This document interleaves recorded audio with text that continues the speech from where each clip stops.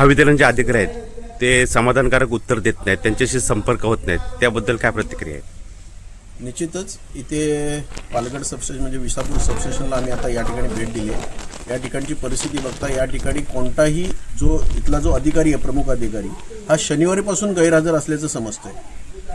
ही त्यांची जी खात्यातली अंतर्गत माणसं आहेत ती दबक्या आवाजात बोलताना असं सांगतायत की शुक्रवारी साहेब निघून गेले, शनिवारपासून काय साहेब नाही आहेत. या ठिकाणी परिस्थिती अतिशय गंभीर झालेली आहे.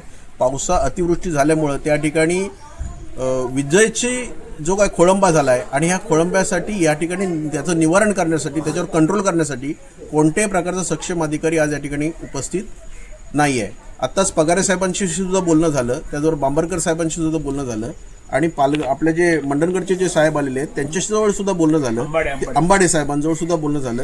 या तिघांनीही या ठिकाणी माणूस गैरहजर याची कल्पनाच नाही आहे, अशी ही वस्तुस्थिती आहे. आणि या ठिकाणची महावितरणाची ही जी काही सगळी व्यवस्था आहे ही सगळी कोलमडलेली आहे. अक्षरशः या ठिकाणी एक PM पवार नावाचं एक लाईनमन आहे, त्याच्या नेतृत्वाखाली हे सगळं काम चालताना दिसतंय. जो तो त्याचंच नाव घेतोय आणि त्याला सांगायला सांगतोय. ही परिस्थिती अतिशय भयावह आणि लाजिरवाणी आहे.